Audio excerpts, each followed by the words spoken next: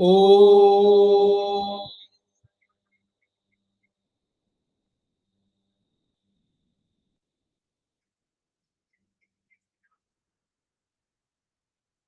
ओम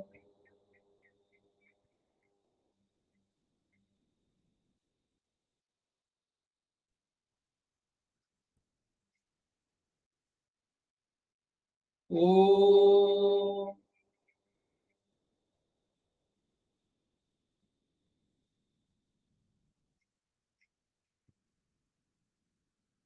वह शक्ति हमें दो दयानिधे कर अब मार्ग पर डट जाए।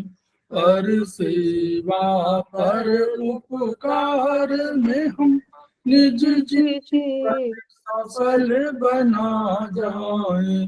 वह शक्ति हमें तो दयानिधे कर्तव्य मार्ग पर डट जाए।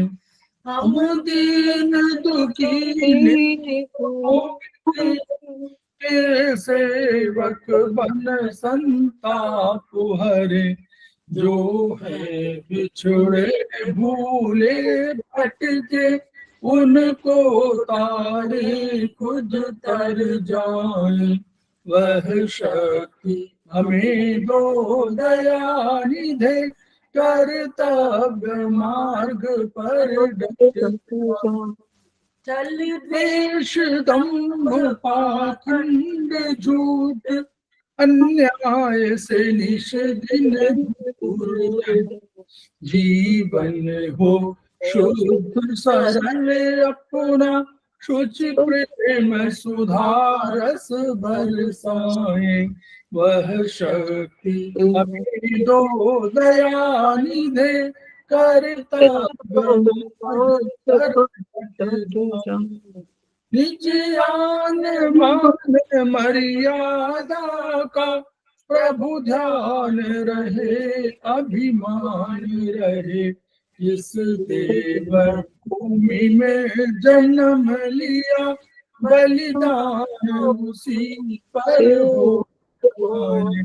वह शक्ति हमें दो दयानिधे कर्तव्य मार्ग पर डट जाए। पर सेवा पर उपकार में हम निज जीवन बना जाए।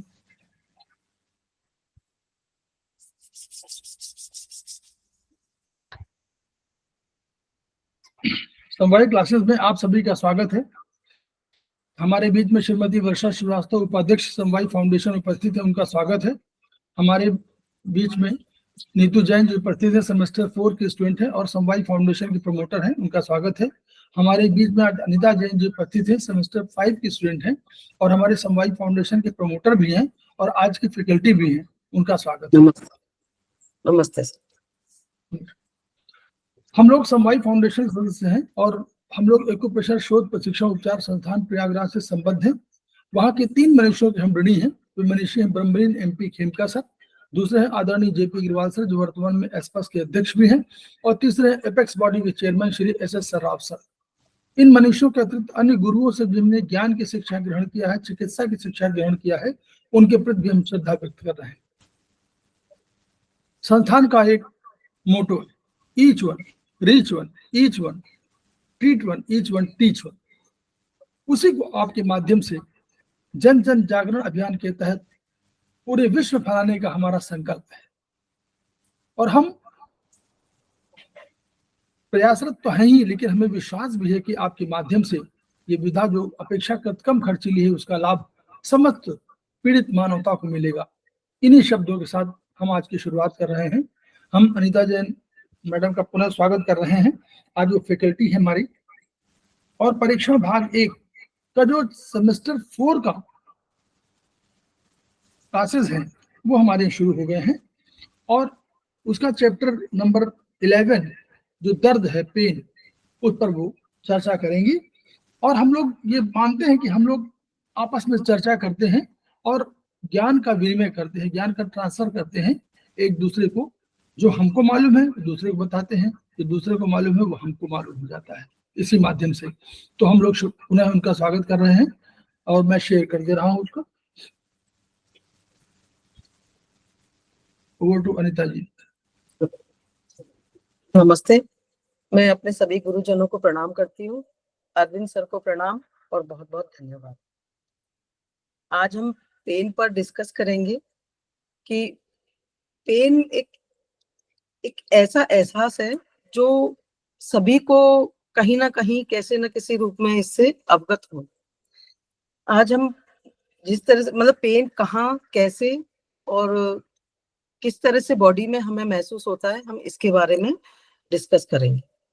मानव शरीर में सामान्यतः 4 संवेदनाएं होती है: स्पर्श, दाब, प्रेशर, ताप, टेम्परेचर, थर्मल एंड दर्द, पेन। इस तरह से ये पेन तक पहुंच करके हमें इस तरह इसका एहसास पेन का इतनी सारी उनसे गुजर के हमें होता है। स्पर्श की गहराई दाब में परिवर्तित होती है और दाब की गहराई ताप में और ताप की गहराई दर्द में परिवर्तित होकर के हमें पेन का एहसास कराते हैं। इन सभी संवेदनाओं के रिसेप्टर त्वचा पर अलग अलग जगह पर दिए गए हैं और अलग अलग जगह पर पहचाने गए हैं, किंतु कोई भी रिसेप्टर विशेष नहीं है। संख्या में सबसे अधिक दर्द के रिसेप्टर्स हैं और फ्री नर्व एंडिंग ही में मौजूद है। Pain is specialised unpleasant sense of leaving human body. It's a body protective mechanism to protect the body from further injury. चिकित्सा विज्ञान में दर्द ऊतकों के मरने का द्योतक है। जब कहीं अपने ऊतक जो टिश्यूज हैं वो जब डैमेज होते हैं, जब दर्द होता है तो ऊतक और या मतलब टिश्यूज डैमेज होते हैं, ऐसा मॉडर्न साइंस में कहा गया है। तो एक उदाहरण है इसके लिए, जैसे अपन लोग बैठते हैं और हिप बोन पे जब वहां पर ब्लड सर्कुलेशन नहीं होता है, रक्त की आपूर्ति नहीं होती है, तो वहां पर कुछ टिश्यूज डैमेज होने लगते हैं और इन डैमेज ऊतकों में से कुछ रासायनिक तत्व निकलते हैं जो स्थान विशेष पर मौजूद नर्व एंडिंग्स को स्टिमुलेट करते हैं और व्यक्ति को दर्द का एहसास होने लगता है। इसी तरह से जहां जहां पर हमें प्रॉब्लम होती है, पेन का हमें एहसास होने लगता है। अब ये आता है कि दर्द रिसेप्टर्स क्या है। तो इनका कोई आकार और प्रकार नहीं होता है, ये स्वतंत्र होते हैं और दर्द रिसेप्टर्स पूरी बॉडी में होते हैं, कहीं ज्यादा होते हैं और कहीं कम होते हैं। तो इसी तरह से दर्द पेन के रिसेप्टर्स कमर में या लोअर रीजन में जो अगर पेन है तो हमें समझना चाहिए कि किडनी स्टोन के कारण हो रहा है। कारण इस तरह से पेन हमें बहुत कुछ बताता है और ये क्या और कहाँ हो रहा है, यहाँ पर कितने टिश्यूज डैमेज हो रहे हैं और लगातार पेन हो रहा है तो टिश्यू लगातार ही डैमेज हो रहे हैं और इस तरह से हमें पेन का एहसास होने लग जाता है। तो पेन यहाँ कोई इनका आकार प्रकार नहीं होता, जो अधिकतम त्वचा म्यूकस मेम्ब्रेन में मौजूद है। इसके अलावा ये फ्री नर्व एंडिंग कम संख्या में अस्थि की बाहरी परत पर जो पेरिओस्टियम जो बाहरी परत है उसको पेरिओस्टियम बोलते हैं, तो वहां पर ये मौजूद है। रक्त नलिकाओं की दीवारों, संधि सतहों तथा क्रेनियम स्थित फॉक्स एंड टेंटोरियम में भी पाए जाते हैं। ये सारे अपने जगह के नाम दिए गए कि मस्तिष्क का जो कपाल है उसको क्रेनियम कहा गया है और फॉक्स मतलब दरांती की तरह की संरचना जो मस्तिष्क में होती है उसको कहा गया है यहाँ पर, और सिर का जो आंतरिक भाग है उसको टेंटोरियम बोला गया। ये दर्द की स्टिमुलेशन, अब कैसे कहाँ स्टिमुलेशन किस तरह से होता है, ये दर्द की नर्व एंडिंग मैकेनिज्म है ये एक्चुअल में। तो अभी तक ये पता लगा कि पेन के रिसेप्टर्स सारे बॉडी में लगे हुए हैं जो स्टिमुलेट हो जाते हैं और जिस भी तरह से वहां पर स्टिमुलेट होते हैं तो संवेदना मिलती है और ये संवेदनाएं ब्रेन तक मैसेज पहुंचाती हैं और ये हार्मोन्स, केमिकल्स में भी मैसेज देकर अपने सेल से अकॉर्डिंगली काम करवाते हैं। वहां पर किसी तरह का मार्मिक चेंज लाता है और दर्द का एहसास कराता है, वहां पर इस तरह की हलचल होने लगती है। इस तरह से हमें जब दर्द का एहसास होता है और स्टिमुलेशन होता है, तो इस तरह से हमें इस तरह का दर्द का एहसास होने लगता है। वहां पर ऑक्सीजन की कमी होने पर भी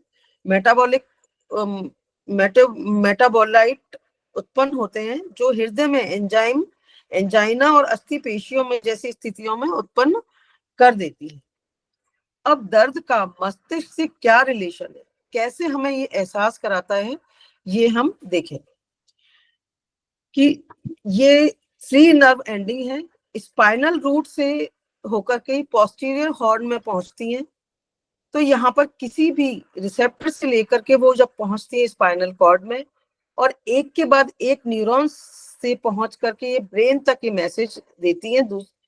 और दूसरा न्यूरॉन, ये सॉरी, स्पाइनल कॉर्ड से जब एक के बाद एक नर्व में न्यूरॉन के थ्रू पहुंचेगी और ब्रेन में वहां जाकर दूसरा न्यूरॉन से ग्रे मैटर को क्रॉस करती हुई व्हाइट मैटर में पहुंच जाती है, पहुंचकर मस्तिष्क में थैलेमस को चला जाता है।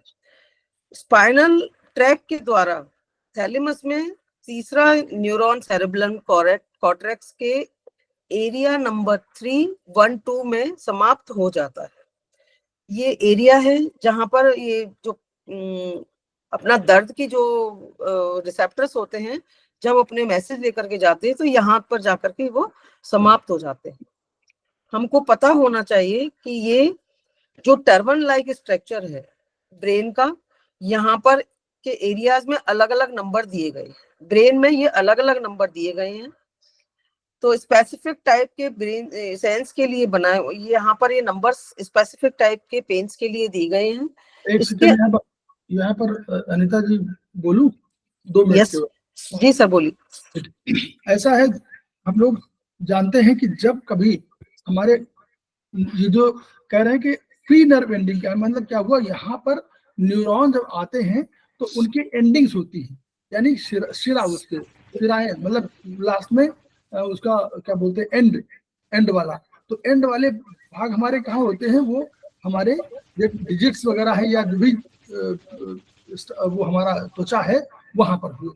अब इनसे हम लोगों ने पढ़ा है कि जब कभी कोई स्टिमुलस जाएगा, कौन सा स्टिमुलस, जो सेंसरी है, तो सेंसरी का रूट हम लोग क्या देखा था कि सेंसरी का रूट हमेशा पोस्टीरियर से जाएगा, यानी स्पाइनल कॉर्ड के पीछे के भाग से जाएगा। यानी 2 भाग में, एक आगे का जो सामने में दिखाई दे रहा हूं और स्पाइनल कॉर्ड का पीछे का भाग भी है। तो जब पीछे के भाग से जाएगी तो वही कह रहा है कि स्पाइनल नर्व रूट हमेशा, स्पाइन का नर्व रूट जो जाने वाला है, सेंसरी नर्व रूट हमेशा पीछे से होता है, और जो ऑर्डर देखे मोटर नर्व रूट हमेशा आगे से होगा। ये हमको ध्यान रखना है।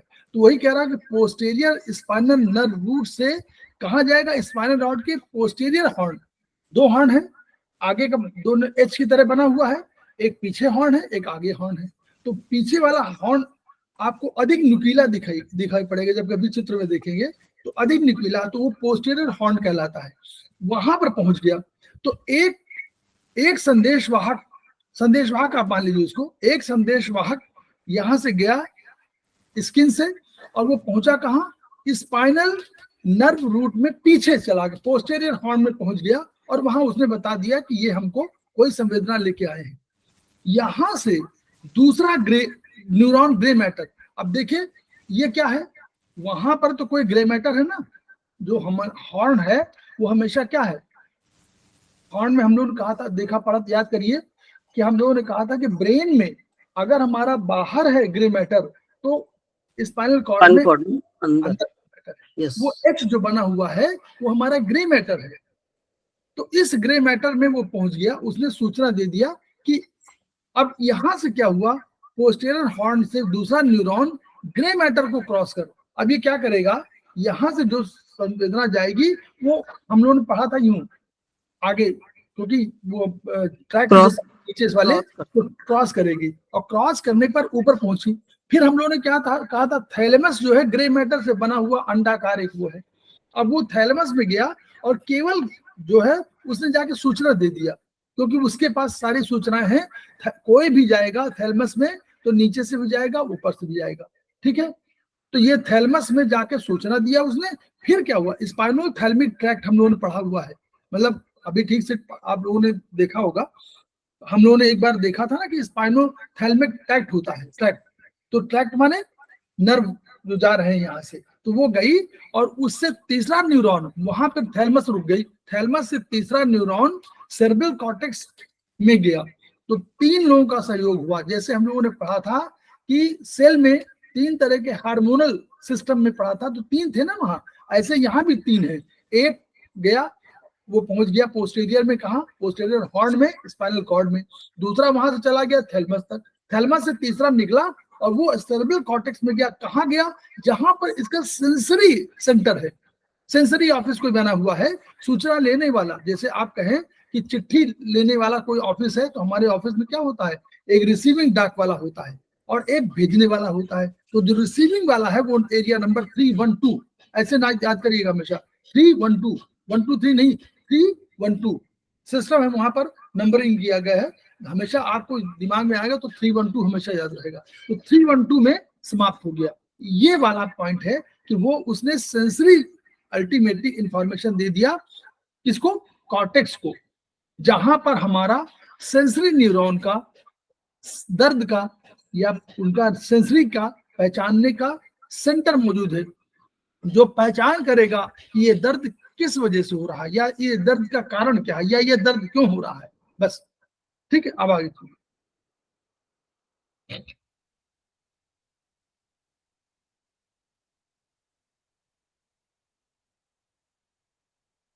जी मैडम।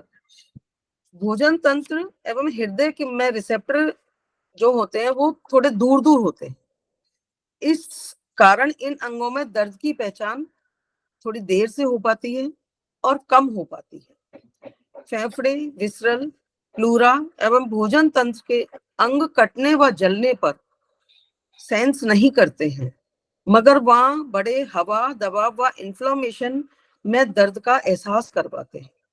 तो इन ऑर्गन्स में जब पेन होता है तो उनकी जब ज्यादा प्रॉब्लम हो जाती है तब हमें दर्द का एहसास होने लगता है। थोड़ी कम प्रॉब्लम में, क्योंकि यहाँ रिसेप्टर्स कम होते हैं, तो वो मैसेज पहुंचाने में और मैसेज लेने में उनको कम होने की वजह से देरी होती है, तो वहां पर हमको दर्द का एहसास कम होता है। जैसे अपन देखते हैं कि वो अपेंडिक्स का पेन जब होता है तो जब बहुत तेज पेन होता है तभी एहसास होता है। जब उसमें धीरे धीरे पेन हो रहा होता है तो हमें जल्दी से एहसास नहीं होता, और अपेंडिक्स का पेन अपेंडिक्स की जगह पर नहीं होता, उससे दूसरी जगह पर होता है। इस तरह से हमें ये एहसास है कि यहाँ पर नर्व रिसेप्टर्स कम हैं और इसलिए मस्तिष्क को मैसेज देर से मिलता है। पर यहाँ पर इनको ये गौर करने वाली बात है कि यहाँ पर थैलेमस का रोल नहीं है, रिसेप्टर्स ही मैसेज पहुंचा करके ब्रेन को देते हैं, यहाँ पर थैलेमस का रोल नहीं है। ठीक है, अब आते हैं दर्द कितने प्रकार के होते हैं। देखते हैं, कभी धीमा पेन होता है, कभी तेज पेन होता है, कभी चुभने वाला पेन होता है। इस तरह से हमको इनको भी दो उसमें डिवाइड कर दिया गया, 2 कैटेगरी में डिवाइड कर दिया गया है। एक तो तेज दर्द जिनको फास्ट पेन बोला गया है, एक धीमा दर्द स्लो।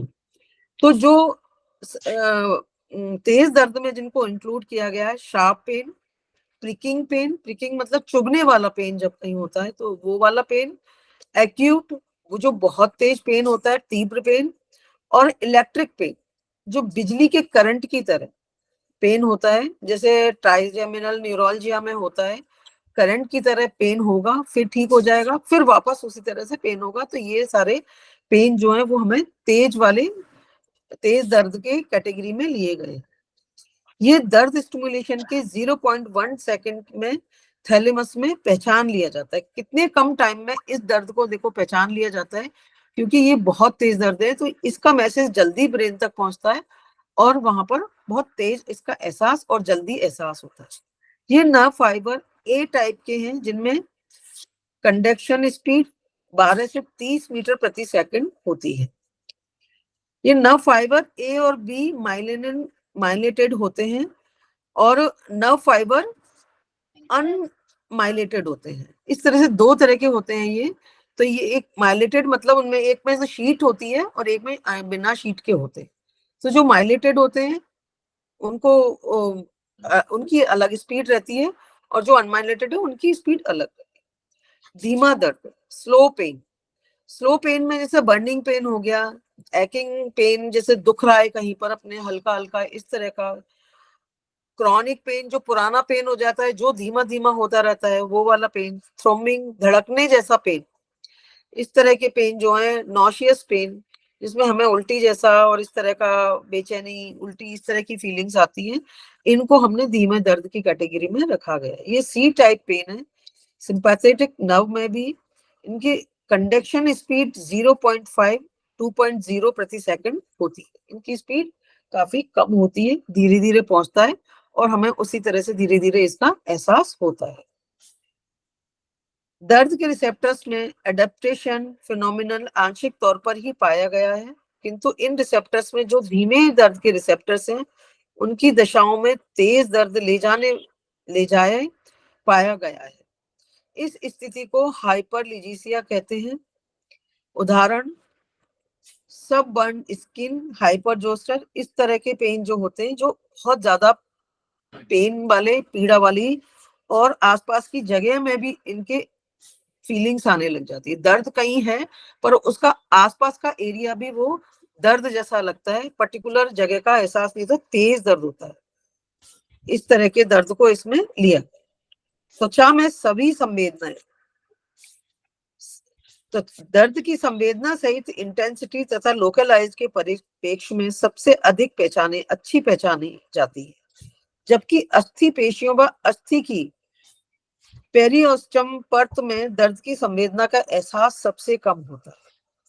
तो दर्द की संवेदना जो लोकल वाली जो जगह होती है, वहां पर दर्द का एहसास सबसे सही और अच्छी तरह से पहचाना जा सकता है, जबकि जो बोन की मतलब पेशियां हैं, जो अस्थि पेशियां हैं, उनमें अपने को दर्द का एहसास धीरे और कम होता है।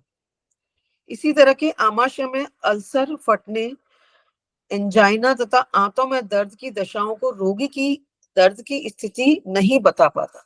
तो जो इस तरह के जो पेन होते हैं, जो स्पेसिफिक प्लेस पर हमें महसूस नहीं होते, पर्टिकुलर प्लेस पर हमें जो महसूस नहीं होते, उन दर्द को जल्दी से पहचाना नहीं जा सकता, क्योंकि उन वहां पर रिसेप्टर्स कम हैं।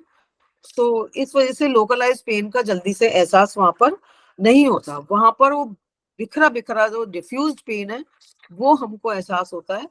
तो इस तरह से हमें संवेदनाएं दर्द की हमें इन जिन जगहों पर इस तरह की मिलती है।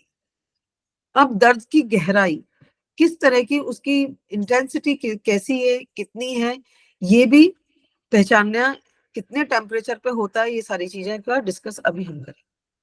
45 डिग्री सेल्सियस शरीर ताप का क्रम पर ऊतकों के मरने पर व्यक्ति को त्वचा पर दर्द महसूस होने लगता है। तो ऊतक जब डैमेज होने लगते हैं, इतने टेम्परेचर पर, जो अपने बॉडी का जब टेम्परेचर जब बढ़ता है, दर्द के कारण जो बढ़ता है, इतनी डिग्री तक जब आ जाता है, 45 डिग्री सेल्सियस तक आ जाता है, तो वहां पर अपने टिश्यूज डैमेज होने लगते हैं। टिश्यू किस तरह से और कितने डैमेज होते हैं, उसके अकॉर्डिंगली हमें पेन का एहसास तेज और कम होता है। तो ये जब होता है तो 4 स्थितियां होती हैं उसमें: हीट, जीवाणु, संक्रमण, ऊतकों को रक्त आपूर्ति ना होना और ऊतक का गलना। ये 4 स्टेजेस जब होती हैं तो हम देखेंगे कि हमें दर्द का एहसास धीरा और कम, तेज और कम, इस तरह से होने लगेगा। तो जब हमें टिश्यू डैमेज होने लगते हैं तो हमें हीट का एहसास होता है, जीवाणुओं का संक्रमण भी होता है जो जॉइंट पेन का कई बार कारण बन जाता है, और ऊतकों की रक्त, जब पेन होता है तो ऊतक जो है वो रक्त की आपूर्ति भी नहीं कर पाते हैं, और इस तरह से, और जब रक्त की आपूर्ति नहीं होती है तो वहां पर स्किन या अंदर की तरफ गलने जैसी कंडीशन आने लग जाती है। तो दर्द की इंटेंसिटी शरीर में ऊतक डैमेज होने के सीधे अनुपात से होती है, कि कितने डैमेज हो रहे हैं ऊतक, कम या ज्यादा, उस तरह से हमें उसका एहसास दर्द का होने लगता है। दर्द की एक ही इंटेंसिटी पर व्यक्ति की सहन शक्ति अन्य व्यक्ति से भिन्न हो सकती है। इंटेंसिटी सेम है, जैसे लाइक 45 डिग्री सेल्सियस की टेम्परेचर पर हमें दर्द का एहसास होता है, पर और वो टिश्यूज भी उतने ही डैमेज होते हैं, पर 2 पर्सन में अलग अलग इंटेंसिटी पेन की हो सकती है। किसी की सहन करने की शक्ति जब ज्यादा होती है तो उसको दर्द का एहसास भी देर से होगा और कम भी होगा। उतने ही कंडीशन पर इंटेंसिटी सेम होने पर भी दूसरे को तेज दर्द का एहसास भी हो सकता है। वो सब पर्टिकुलर पर्सन टू पर्सन इस चीज का वेरी करता है सारी। यह मस्तिष्क के गुणधर्म, सिग्नल, नर्वस सिस्टम और नेचुरल्स एंड सप्लायर्स पर, इन सब चीजों पर निर्भर करता है। आपकी जो मैसेज ब्रेन तक पहुंच रहा है, इन सब पे ये सारी चीजें, पेन और पेन की इंटेंसिटी एंड टाइप कौन सा है, इन सब चीजों का एहसास सप्लायर्स और इन सब पर भी निर्भर करता है। नर्वस सिस्टम पे दर्द नियंत्रक को एक्टिवेट करना होता है, इसे एनाल्जेसिक सिस्टम की संज्ञा दी गई है। तो जो जितना सहन कर लेगा उसके हिसाब से इसको एनाल्जेसिया सिस्टम कहा गया है। ठीक है, एनाल्जेसिया क्या होता है सिस्टम, इसमें किस तरह से अपन की बॉडी में एनाल्जेसिया सिस्टम वर्क करता है ये भी देखना था, क्योंकि कोई कम सहन कर पा रहा है, कोई ज्यादा कर पा रहा है दर्द को, तो सबके सिस्टम्स अलग अलग हैं और उसके हिसाब से क्या क्या सिस्टम इसमें वर्क करते हैं ये देखें। तो एनाल्जेसिया सिस्टम में 3 सिस्टम होते हैं।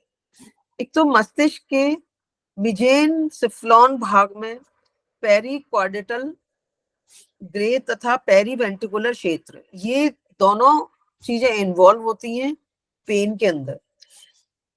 दूसरा है निचले पॉन्स एंड ऊपरी मेडुला में स्थित है रेफे मैग्नस न्यूक्लियस, इसमें ये भी इसमें इन्वॉल्व होता है, जो एक पेन की समूह के दर्द की भूमिका जो निभाता है, इसको बोलते हैं रेफे मैग्ने न्यूक्लियस। ठीक है, स्पाइनल कॉर्ड के डोर्सल हॉर्न में स्थित एक पेन इनहिबिटरी कॉम्प्लेक्स, ये भी जो स्पाइनल कॉर्ड का डोर्सल हॉर्न है, ये भी पेन में एनाल्जेसिक सिस्टम में इन्वॉल्व होता है। हम लोग यहाँ पर केवल एरिया देख लीजिए, आप इसको हाँ, ये एरिया देख लीजिए, पेरी एक्विडक्टल ग्रे।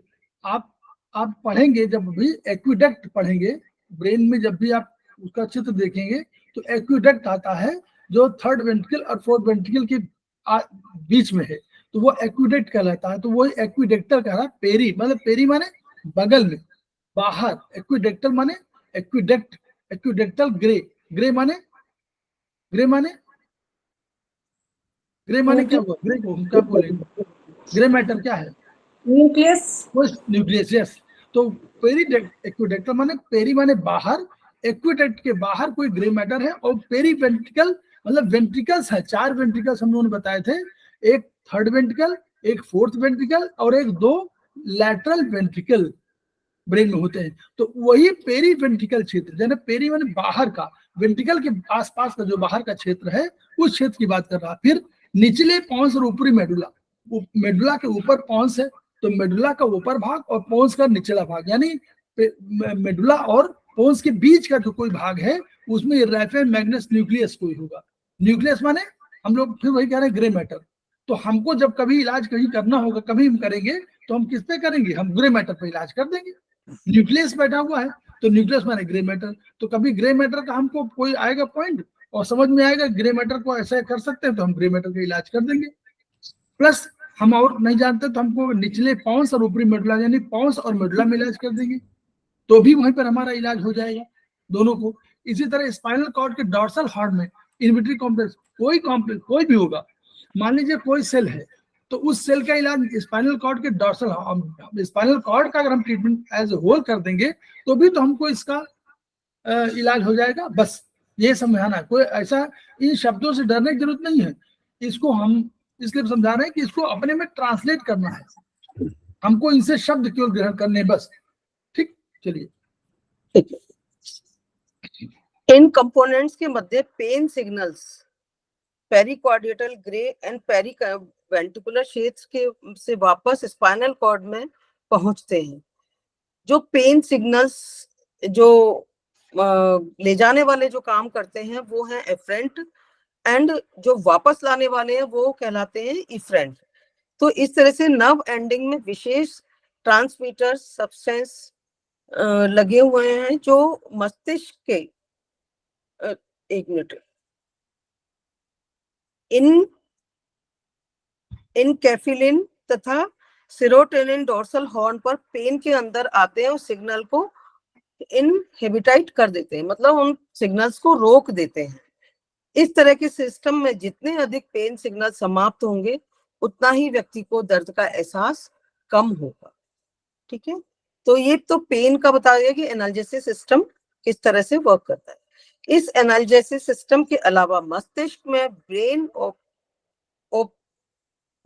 ओपेटेड सिस्टम भी है, जिसके अंतर्गत प्रीवेंट्रिकुलर न्यूक्लियस एंड पेरिक्वार्डियल ग्रे मैटर के आसपास मॉर्फिन सेंसिटिव रिसेप्टर्स मौजूद हैं, जिस पर मॉर्फिन या मस्तिष्क के ऊतकों में स्रावित ये जो डायरोनोफिन है, बीटा एंडोर्फिन है या मेटाडोर्फिन है, ये इस तरह के जो केमिकल्स जो मस्तिष्क दिए जाते हैं, जब पेन किलर के रूप में हमको दिए जाते हैं, तो इन सब चीजों से दर्द का एहसास ये हमको हमारा समाप्त कर देते हैं। और ये दर्द से पीड़ित क्षेत्र के आसपास को त्वचा इस तरह से हम का जो दर्द का एहसास है हमारा, ये ही इसी तरह से हमारे जो पेन किलर्स हैं वो मस्तिष्क तक हमें मैसेज नहीं पहुंचने देते हैं और बीच में ही उनको नर्व एंडिंग कर दी जाती है। इसी वजह से जब हम पेन किलर लेते हैं तो हमें दर्द का एहसास नहीं होता है। दर्द से पीड़ित क्षेत्र के आसपास जब त्वचा सहलाने से अक्सर रोगी को दर्द में आराम मिल जाता है। एक ये पेन किलर का काम सहलाने वाला जो होता है वो भी एक तरह से एनाल्जेसिक ही होता है, कि जब कभी हमको क्रॉनिक पेन होता है और धीरे धीरे हम जब उसको सहलाते हैं या कुछ करते हैं तो हमें कम दर्द का एहसास होने लग जाता है। ऐसे ही हमने जब देखा है ना, जैसे कि अपने बॉडी में भी इस तरह के कई केमिकल्स जो हैं, हार्मोन्स हैं जो अपनी बॉडी में जो निकलते हैं, तो देखते हैं कि कभी कभी हम जब बहुत हमारे पेन हो रहा है, हम परेशान हो रहे हैं, पर हम जब एंटरटेनमेंट के रूप में हम वहां पर मतलब एंटरटेनमेंट जब करने लगते हैं तो हमें उस समय भी हमें दर्द का एहसास कम होता है। क्यों होता है? क्योंकि वहां पर डोपामाइन रिलीज होने लग जाता है जो हमारे लिए हैप्पी हार्मोन का काम करता है और हमें दर्द का एहसास इस जगह कम होने लगता है। तो बॉडी में भी एनाल्जेसिक जो हार्मोन है वो रिलीज होते हैं और बॉडी में इस तरह से वो वर्क करते हैं। इस प्रकार सहलाने पर सिग्नल ए टाइप सेंसरी फाइबर तथा स्पाइनल कॉर्ड के पेरिटोनियम हॉर्न पर दर्द के सिग्नल्स को इनहिबिटाइट कर देते हैं और इसी पैटर्न यही एक पैटर्न है जो दर्द का एहसास कम होने लगता है। और जब अपन जो कोई भी पेन को कम करने के लिए क्रीम वगैरह या कुछ भी जो चीज भी लगाते हैं वो भी इसी तरह से वर्क करती है, जो वहां के टिश्यूज को डैमेज तो नहीं, मतलब वो जो मैसेज ले जाने वाली सेंसरी रिसेप्टर्स हैं उनके ऊपर जब वो वर्क करती हैं तो पेन का मैसेज ब्रेन तक नहीं जाता है, तो वहां पर हमें पेन का एहसास कम होता है। ठीक है, दर्द उठे कहीं किंतु रोगी को दर्द कहीं और, उसको हम कहते हैं रेफर्ड पेन, कि दर्द कहीं और हो रहा है और महसूस कहीं और हो रहा है। तो ये हम पहले ही बता चुके हैं कि पूरी बॉडी में सेंसर्स लगे हुए हैं और इंटरनल ऑर्गन पर सेंस ऑर्गन थोड़े कम हैं। लोकल में वहां पर उस पर्टिकुलर ऑर्गन के में कोई प्रॉब्लम होने पर उस पर्टिकुलर जगह पर उतना दर्द नहीं होता जितना दूसरी जगह होता है। जैसे अभी मैंने अपेंडिक्स का एक एग्जांपल आपको दिया कि अपेंडिक्स का जब पेन होता है तो अपेंडिक्स की जगह पर कम होता है और दूसरी जगह वो ज्यादा महसूस होता है, उसको हम रेफर्ड पेन कहते हैं।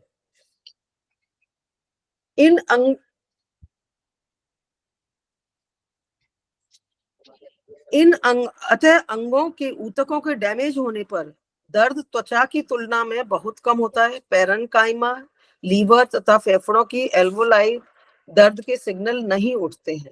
उसका कारण यही होता है क्योंकि वहां पर रिसेप्टर्स कम होते हैं, तो वहां सिग्नल नहीं उठते हैं, तो हमको दर्द का एहसास कम होता है। लीवर कैप्सूल व पैरिएटल प्यूलरा में भी वाइल्ड डक्ट एवं ब्रोकाई में दर्द रिसेप्टर मौजूद होते हैं, तो वहां पर भी इसी तरह से हमें दर्द का एहसास होता है। रेफर्ड पेन का दूसरा कारण एक ये है कि डर्माटोन में त्वचा एवं अंतः अंग का विकास होना, फिर वह अंग शरीर में कहीं भी स्थित हो, उदाहरण के तौर पर जैसे नेक पेन हो तो मैं अंडकोशों का लंबर क्षेत्र में विकसित होना। इस तरह से हमें कहीं पेन है और कहीं प्रॉब्लम है, ये हमें रेफर्ड पेन कहलाता है। जैसे हृदय का विकास, इसको इसको इसको देखिए, ऐसा है ना, इसको केवल इस तरह समझिए, सिंपल सा वो है, ये जो बात कह रहे हैं वो दूसरी है। ऐसा जब विकास हमारा हुआ है, तो जब विकास हुआ तो विकास हम लोग अभी पढ़ नहीं रहे, एम्ब्रियोलॉजी है वो। तो एम्ब्रियोलॉजी में क्या है, हमारा तीन सेगमेंट से, क्या है, तीन लंबी नलियों से हमारा विकास हुआ, ठीक। अब वो ट्यूब लाइक थोड़े से स्ट्रक्चर थे, इनसे विकास हुआ।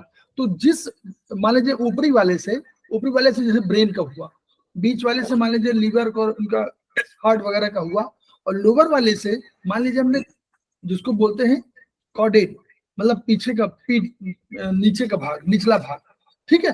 तो अब लेकिन बाद के डेवलपमेंट में क्या हुआ, कभी कभी जो आप लोग, हम सिंपल सी भाषा में कह रहे हैं, बाद में कभी कभी क्या हुआ कि अंग का विकास यहाँ ना होकर के इसी जो नीचे वाला अंग है, इसी का बाद में ट्रांसफर हो गया वो, और दूसरी जगह चला गया। क्योंकि ये मूवमेंट बहुत हुआ। जैसे हम लोग, अभी एक आदमी रह रहा है दिल्ली में, लेकिन वो 10 साल बाद बेंगलुरु चला जाए, ठीक है, फिर 12 साल बाद वो ऑस्ट्रेलिया चला जाए, ये ऐसे जाते हैं ना।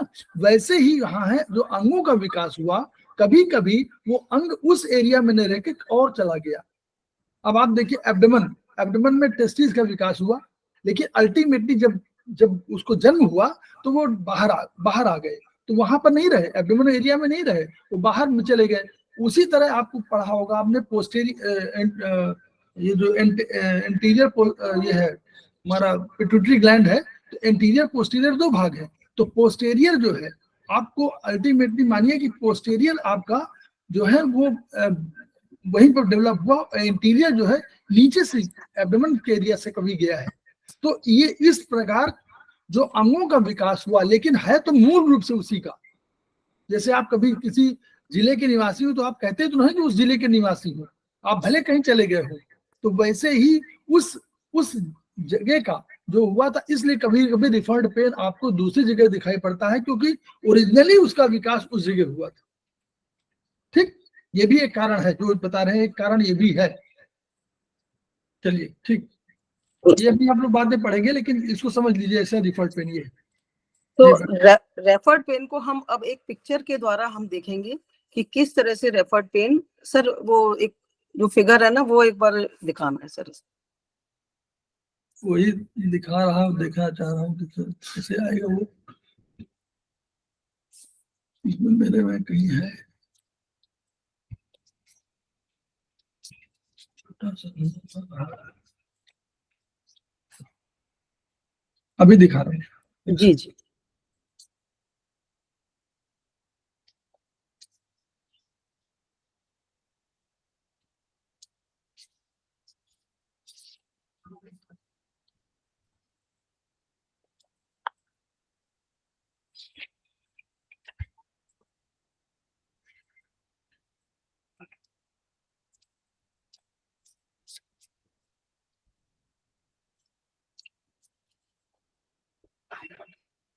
यही दिख रहा है कि नहीं? यस यस सर, यही पिक्चर है।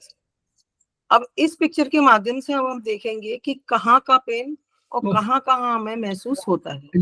जैसे इसमें ये दिखाया है कि हार्ट का जब पेन होता है तो इससे रिलेटेड हमें कहाँ कहाँ पेन होगा, तो ये कलर के द्वारा हमको बताया गया है कि जैसे इसमें ये मैरून, डार्क मैरून कलर है, तो इसमें देखेंगे कि जहां जहां ये बॉडी पर भी डार्क मैरून कलर की हमको जो इमेजेस में दिखाई गई है प्लेसेस, जब अगर हार्ट का पेन जो एंजाइना पेन होता है तो वो जब उठता है तो हमें कहाँ कहाँ महसूस होता है, ये इसमें इस कलर की इमेज के, जैसे कंधे के पास में हो रहा है, पीछे की तरफ हो रहा है, ये यहाँ यहाँ हमें महसूस होगा और बाजू तक होता हुआ छोटी उंगली तक जाएगा, तो हमें समझना चाहिए ये हार्ट से रिलेटेड पेन है।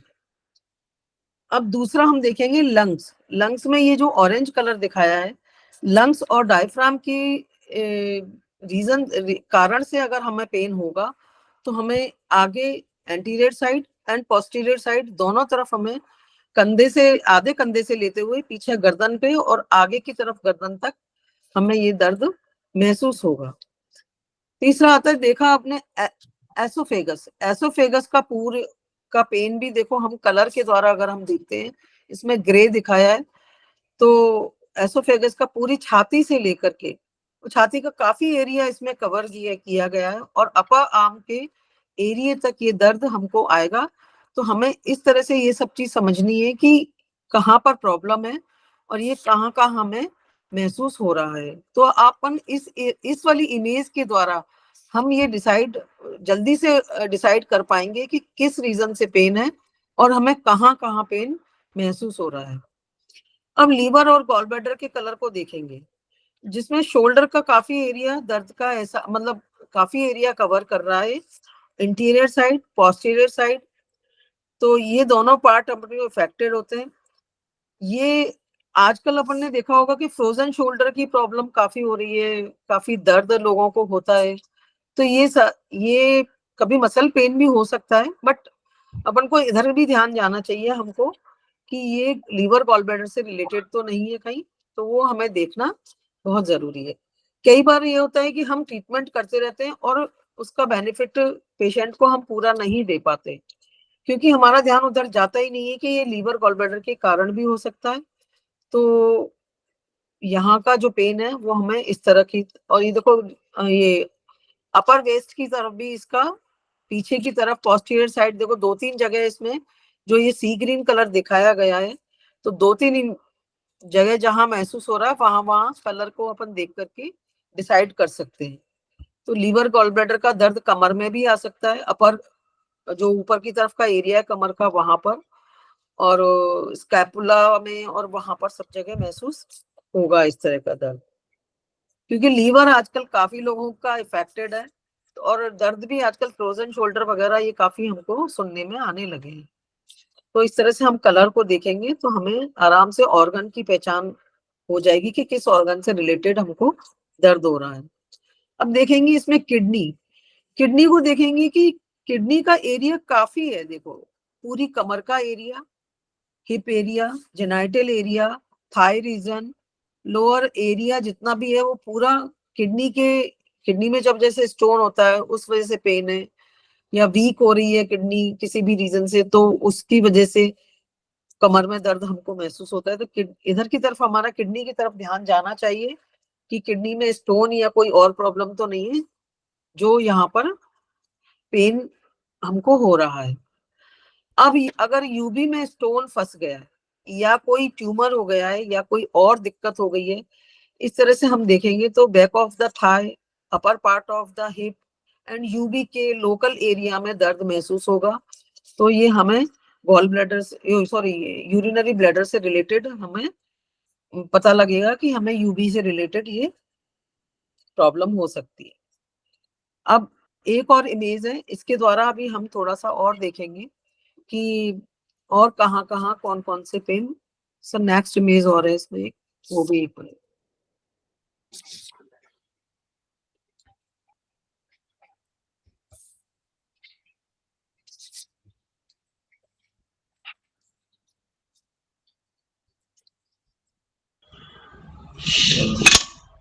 Ma'am frozen shoulder ma'am lungs से भी रिलेटेड होता है ना? Frozen shoulder liver and gall bladder से ही ज्यादा रहता है एक्चुअल में, और कंधे में दर्द जैसे हार्ट पेन होता है जब भी अपने बाजू से होता हुआ आता है तो वहां पर भी हमें कंधे का दर्द महसूस होता है। लेकिन जो अपनी एल्यू मेरिडियन यहाँ से आती है कंधे के पास है, LU1 LU2 होता हुआ, तो हाँ नहीं आती है, ये बिल्कुल सही बात है, अपन को वो भी देखना पड़ेगा, पर जो मोस्ट ऑफ द जो रेफर्ड पेन है जो इससे रिलेटेड है वो तो हम अपन कर ही लेते हैं क्योंकि वो यहाँ से मेरिडियन जा रही है। पर कभी कभी हम इन पे भी ट्रीटमेंट देने के बाद जब पेशेंट को लाभ नहीं, बेनिफिट नहीं मिल रहा है पूरा, तो हमें इधर की तरफ भी हमारा ध्यान जाना चाहिए कि इन चीजों से रिलेटेड भी हमारा पेन हो सकता है, क्योंकि एक ही जगह का पेन कई रीजन से होता है। तो जो रीजन हमको दिख रहे हैं उन पे तो हम ट्रीटमेंट दे देते हैं, पर जो रीजन हमें नहीं दिख रहे वो हमें जानना बहुत जरूरी है कि पेन कहीं और, प्रॉब्लम कहीं और है और पेन यहाँ पर हो रहा है, तो हमें और पेशेंट को बेनिफिट नहीं मिल रहा है, तो हमें देखना जरूरी हो जाता है इन सब ऑर्गन की तरफ। ठीक है ना। अब आता है ये दूसरी जो पिक्चर है वो है, इसमें देखा कि पैनक्रियाटिक पेप्टिक अल्सर है, इसमें भी पेन, बैक पेन होगा आपको। तो बैक पेन की यहाँ पर इमेज में दिया गया है कि कहाँ पर बैक पेन होगा, पर्टिकुलर प्लेस यहाँ पर दिखाया है हमको कि यहाँ पर बैक पेन होगा। यहाँ पर किडनी के कारण भी होता है यहाँ पे बैक पेन। तो हमें ये दोनों चीजें और अदर सिम्टम्स के अकॉर्डिंग हमको देखना होगा कि ये किस रीजन से पेन है। इन्फ्लामेशन ऑफ गॉल ब्लैडर, अब देखिए इन्फ्लामेशन ऑफ गॉल ब्लैडर जब होगा, जब भी शोल्डर पेन होगा, तो ये आगे और पीछे का एरिया, पूरा गर्दन का पूरा एरिया ये पूरा कवर कर रहा है ये हमारा। तो ये हमें देखना पड़ेगा कि भाई ये भी एक रीजन हमारा हो सकता है लीवर एंड गॉल ब्लैडर का। जैसे ये गैस्ट्राइटिस, सुपरफिशियल एब्डोमेन। अब आप ये देखेंगे सुपरफिशियल एब्डोमेन में ये जो एरिया पूरा दिखाया है, लोअर साइड, अपर साइड, है ना, तो ये सारा एरिया जो दिखाया है इस पिक्चर में, पिक्चर स्पेसिफिक इसीलिए दिखाई गई है कि यहाँ पेन इस रीजन से भी हो सकता है। रीनल स्टोन, जो अपना जो किडनी स्टोन होता है, उसमें लोअर बैक पेन, फ्रंट में भी है हल्का सा एरिया। आप ये देखो अपर एब्डोमन का जो एरिया है, मतलब सॉरी एब्डोमन का नहीं, ये जो साइड का एरिया है, यहाँ पर भी, बैक में भी, एंड थाई रीजन का भी थोड़ा एरिया कवर करते हुए हमको ये देखना है कि रीनल जो किडनी स्टोन होगा तो इसमें भी हमको इस तरह के दर्द महसूस होंगे। तो इस तरह से हमें दर्द का एहसास इन जगह पे इस रीजन से होता है। अब नेक्स्ट आता है अपना पेट दर्द। अब पेट दर्द अपना देखेंगे कि बहुत सारा एरिया और बहुत सारे ऑर्गन अपने पेट में है, तो कौन सा एरिया में पेन हो रहा है और किस रीजन से हो रहा है, ये भी हमको कैसे समझ में आए वो इसमें पिक्चर के द्वारा, सॉरी टेबल एक दी गई है सर, इसमें एक टेबल है ना वो। तो मॉडर्न साइंस के अनुसार डॉक्टर्स ने एब्डोमेन के एरिया को 9 भागों में बांटा है।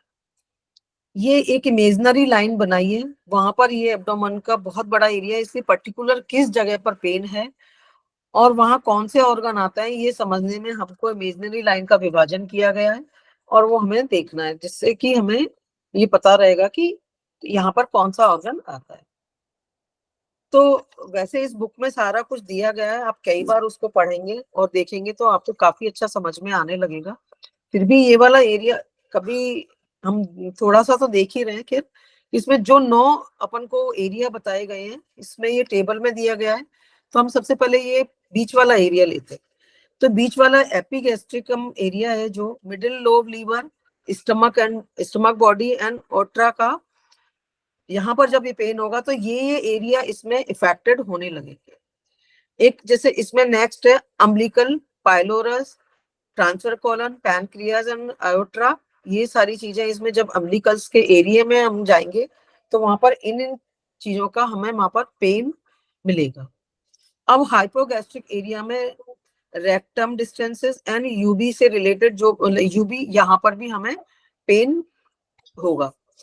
ये सारे नाम इसलिए भी पढ़ने चाहिए हमको और ये सारी टेबल इसलिए भी देखनी है क्योंकि रिपोर्ट्स जब हम कभी देखते हैं तो उनमें सारे यही वर्ड्स आते हैं, तो हमें लगने लगेगा कि हाइपोकॉर्डियम क्या है ये, और इलियक क्या है, और ये सारी चीजें हमें, ये सब चीजें हम देखेंगे और रिपोर्ट भी देखेंगे तो हम जल्दी से उस चीज को देख पाएंगे।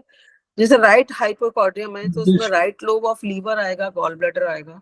बीच में जो अम्बिलिकल वाला है ये नाभि के आसपास का एरिया है, तो वहां पर आप सिलेक्ट कर लीजिए। ऊपर ऊपर देखिए 3 इमेजिनरी, आप खुद सोचिए 3 लाइनें आपको निकालनी है ऊपर से, कहां से, डायफ्राम से लेके और आपको नीचे तक।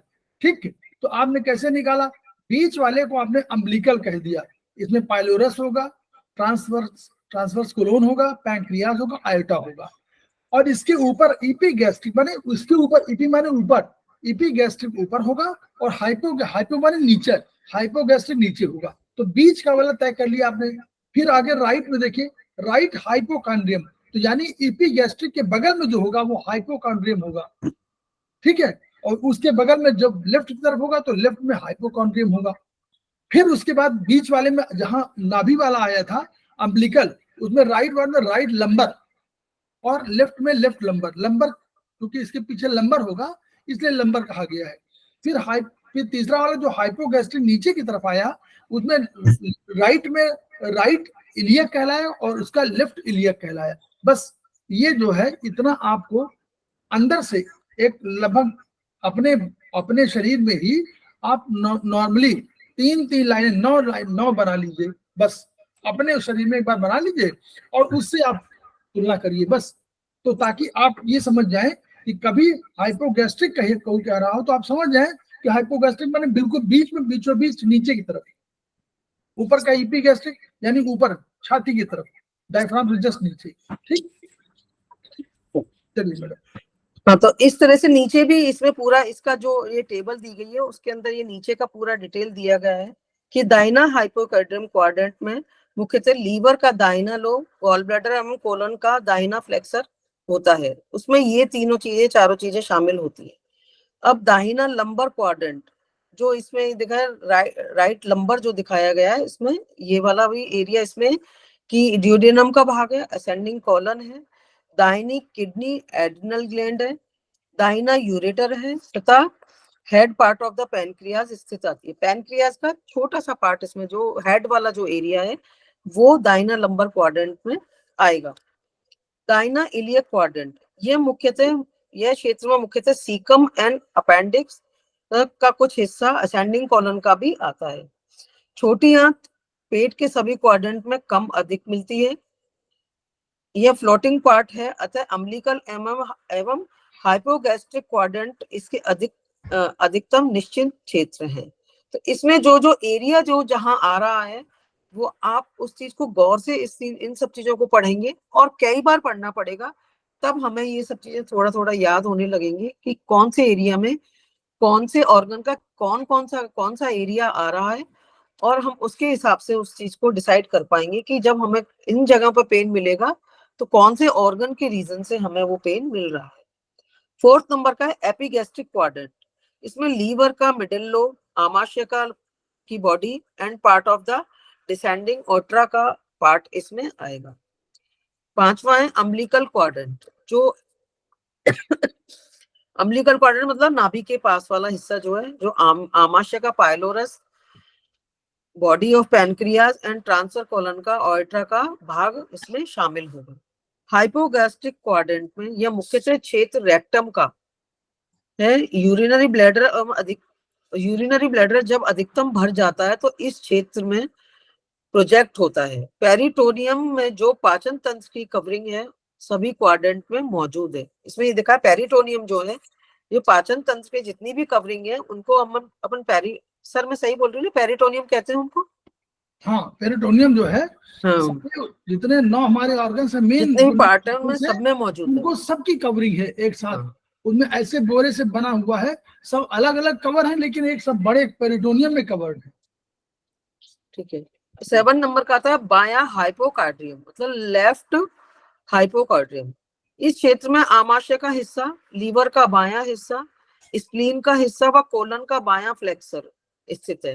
तो जब अगर हमको इन पेन में इन एरिया में कभी प्रॉब्लम होगी तो यहाँ पर हमें पेन महसूस हो सकता है।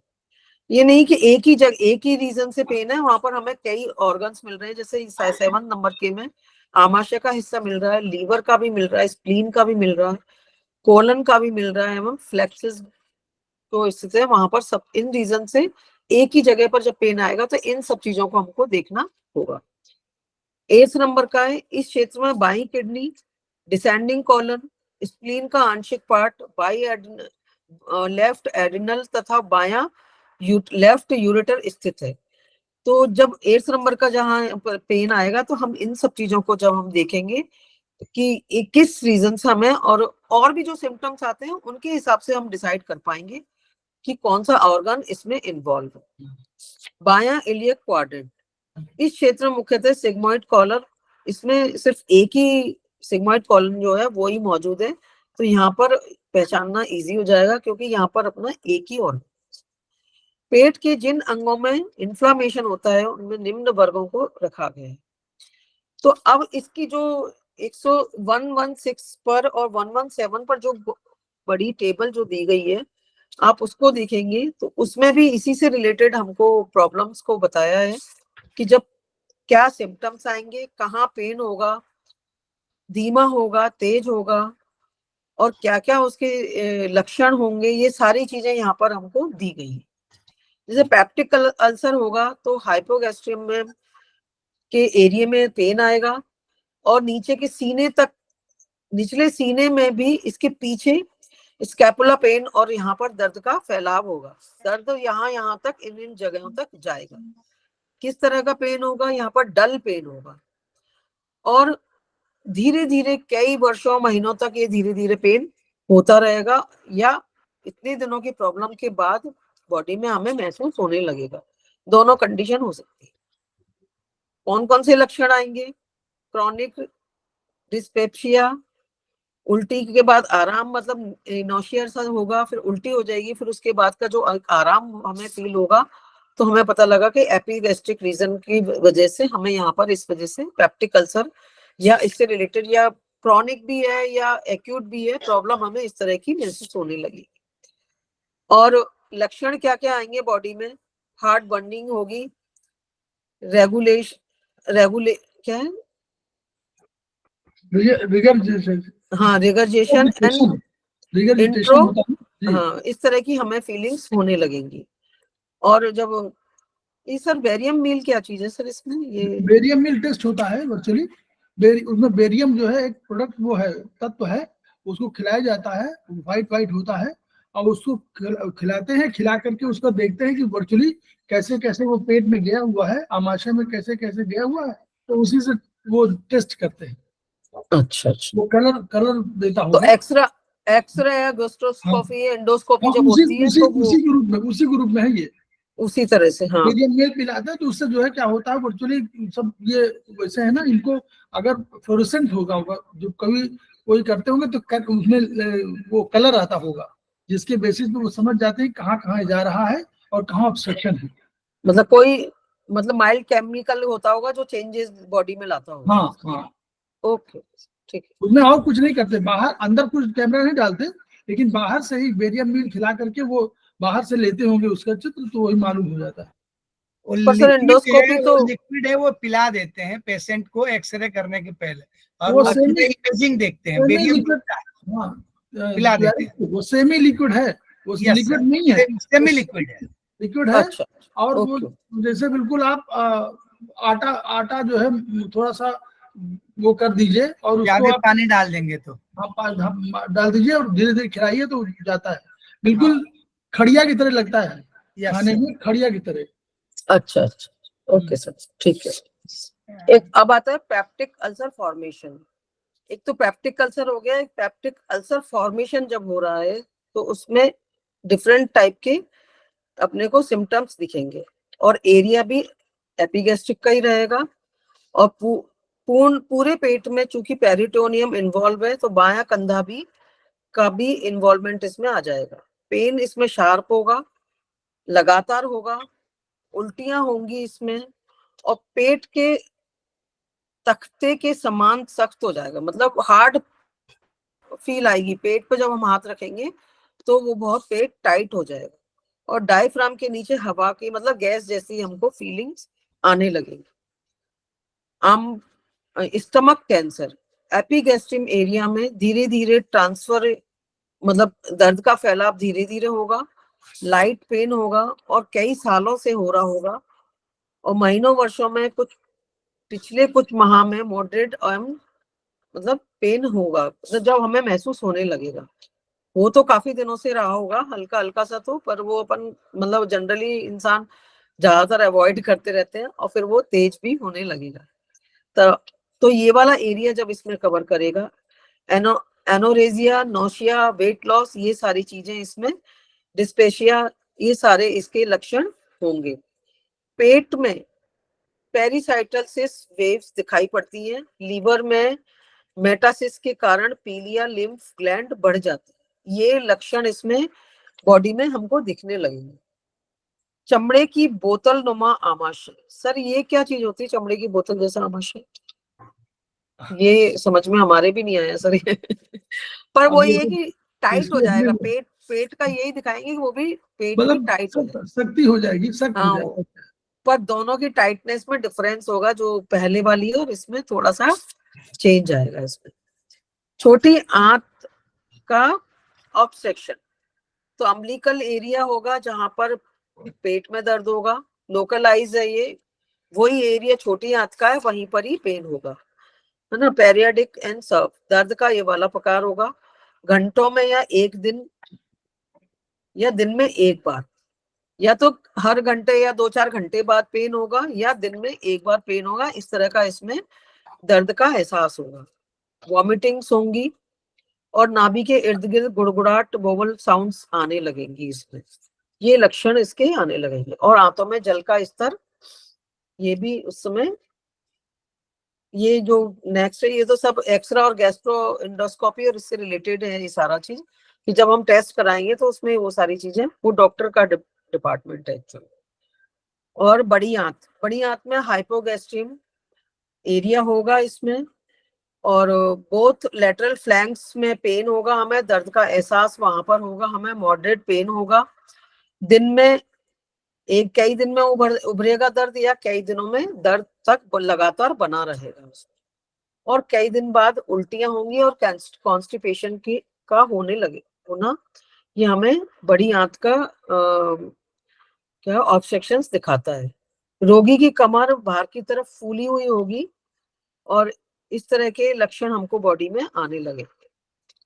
तो ये टेबल हम बार बार जब देखेंगे तो हमें इनके सिम्टम्स हमें पता लगने लगेंगे, याद भी रहने लगेंगे, और ये जानने लगेंगे कि हमें कौन से एरिया से रिलेटेड हमें प्रॉब्लम हो रही है, और क्या क्या लक्षण आ रहे हैं और कैसे लक्षण आ रहे हैं, उसको हमें समझाने के लिए ये टेबल पूरी तुमको दी गई है।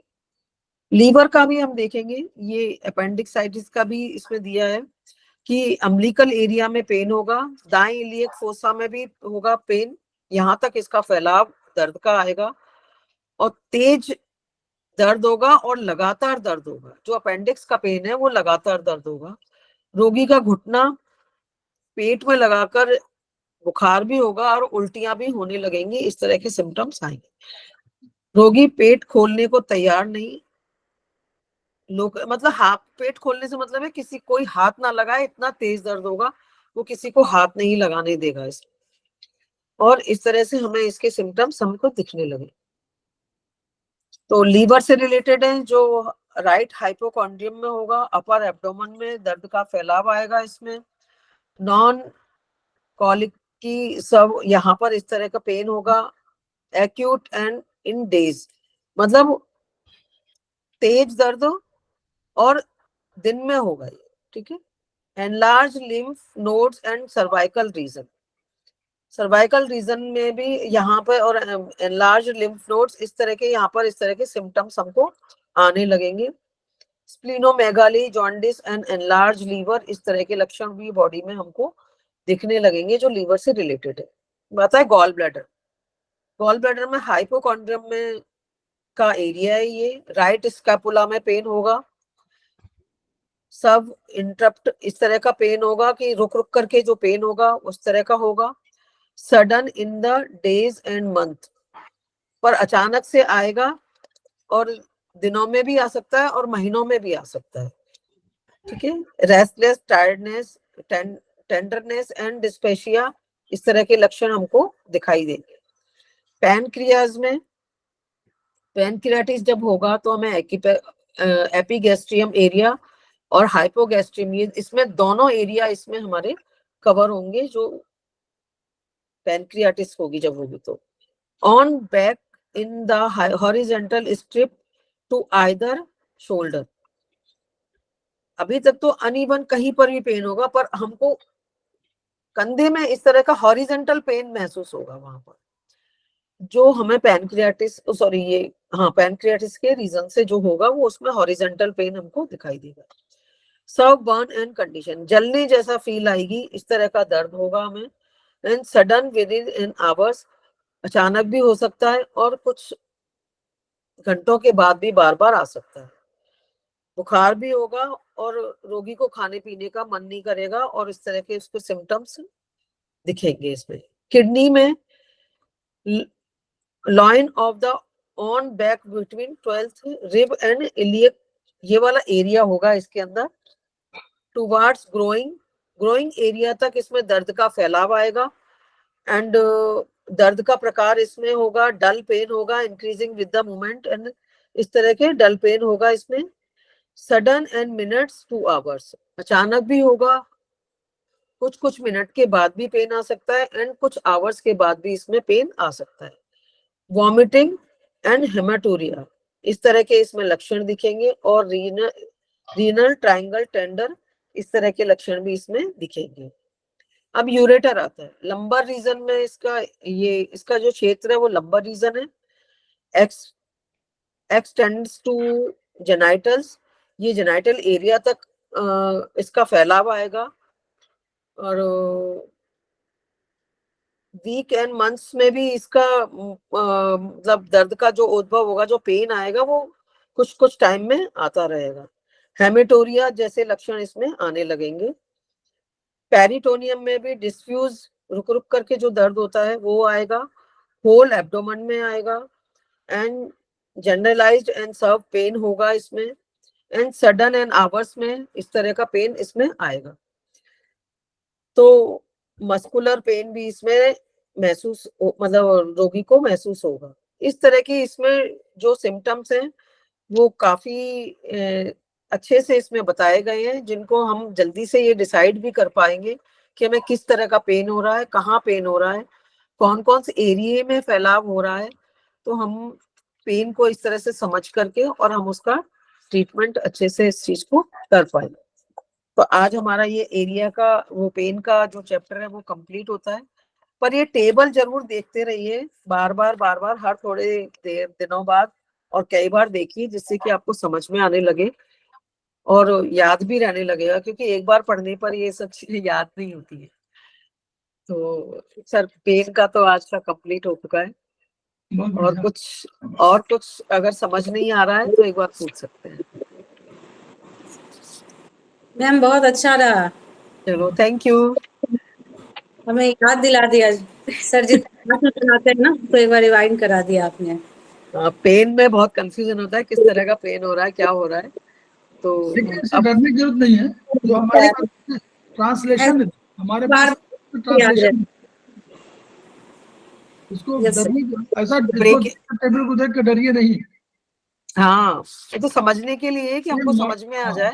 मॉडर्न साइंस का है, केवल इतना समझिए जिससे वो वाला टेबल बहुत महत्वपूर्ण है, जिसमें 9 उसके 9 सेगमेंट्स बने हैं। उनमें कम से कम ये जान लाइए कहाँ पर आपको दर्द हो रहा है।